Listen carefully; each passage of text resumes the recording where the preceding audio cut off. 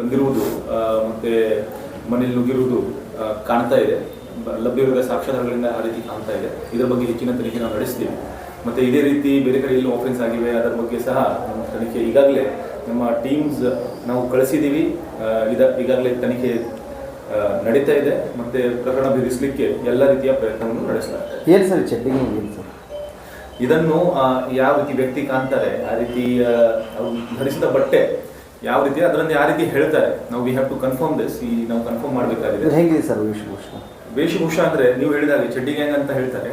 ಮತ್ತು ನಾವು ನೋಡಿ ಈಗ ಏನು ನಾವು ಸಾಕ್ಷ್ಯಗಳು ಏನು ಕಾಣ್ತೇವೆ ಅದರಲ್ಲಿ ಸ್ಪಷ್ಟವಾಗಿ ಏನೂ ಕಾಣೋಲ್ಲ, ಮುಖ ಏನೂ ಕಾಣೋದಿಲ್ಲ. ಆದರೆ ಏನು ಮೂವ್ಮೆಂಟ್ ನೋಡಿದರೆ ಆ ಬಟ್ಟೆ ಆ ರೀತಿ ಇದ್ದಾವೆ ಅಂತ ಕಾಣ್ತಾ ಇದೆ. ಅದರ ಬನಿಯನ್ನು ಚಡ್ಡಿ ಮಂಕಿಕೆ ಫಸ್ಟ್ ಅದು ಕ್ಲಿಯರ್ ಆಗಿ ಹೇಳಲಿಕ್ಕೆ ಆಗಲ್ಲ. ಬಟ್ ಫುಲ್ ಪ್ಯಾಂಟ್ ಇಲ್ಲ, ಅದಕ್ಕೆ ಅವ್ರು ಚಡ್ಡಿ ಗ್ಯಾಂಗ್ ಅಂತ ಹೇಳ್ತಾರೆ. ಆ ರೀತಿ ಇರ್ಬೋದು.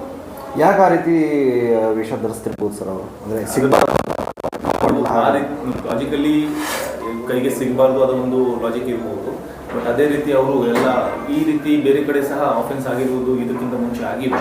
ಸೊ ಯಾರು ಮಾಡಿರ್ಬೋದು ಅದಕ್ಕೆ ಸ್ವಲ್ಪ ಹೆಚ್ಚಿನ ತನಿಖೆ ನಡೆಸಬೇಕಾಗಿದೆ. ಸರ್ ಇದ್ರ ಬಗ್ಗೆ ಅವೇರ್ನೆಸ್ ಯಾವ ರೀತಿ ಮೂಡಿಸ್ತಾರೆ ನೋಡಿರಿ, ಅವೇರ್ನೆಸ್ ಅಂದರೆ ನೋಡಿ, ಯಾವ ಸಸ್ಪಿಷಿಯಸ್ ಮೂವ್ಮೆಂಟ್ ಕಂಡ್ರೆ ಫಸ್ಟ್ ಆಫ್ ಆಲ್ ನೀವು ಜನರು ನಮಗೆ 112 ಇದೆ, ಅದಕ್ಕೆ ನೀವು ಫೋನ್ ಮಾಡಬಹುದು. ಅದು ಎಲ್ಲ ರೆಕಾರ್ಡ್ ಆಗುತ್ತೆ, ಪೊಲೀಸ್ ವ್ಯಾನ್ ಅಲ್ಲಿ ಬರುತ್ತೆ, ಅವರು ಸ್ಪಂದಿಸ್ತಾರೆ.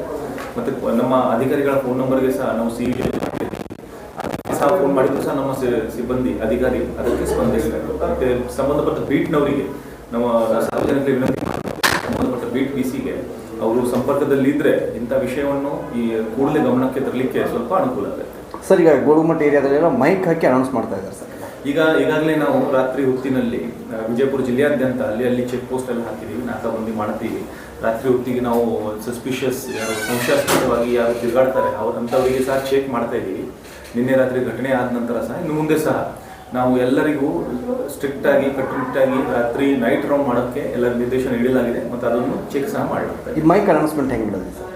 ಈ ಮೈಕ್ ಅನೌನ್ಸ್ಮೆಂಟ್ ನಾವು ಸೈರನ್ ಹಾಕುವುದು, ನೈಟ್ ರೌಂಡ್ಸ್ ಮಾಡುವಾಗ ಸೈರನ್ ಹಾಕುವುದು ನಾರ್ಮಲ್ ಆಗಿ ನಾವು ಮಾಡ್ತೀವಿ. ನಿನ್ನೆ ರಾತ್ರಿ ಸ್ವಲ್ಪ ಅನೌನ್ಸ್ಮೆಂಟ್ ಯಾವ ರೀತಿ ಅಂದರೆ ಏನೋ ಸಸ್ಪಿಷನ್ ಇದ್ದರೆ ನಮಗೆ ತಿಳಿಸಿ, ಆ ರೀತಿ ಒಂದು ಲೋಕಲ್ ಪೊಲೀಸ್ ಸ್ಥಳೀಯ ಠಾಣೆಯಿಂದ ಒಂದು ಅನೌನ್ಸ್ಮೆಂಟ್ ಮಾಡಲಾಗುತ್ತೆ. Yes sir.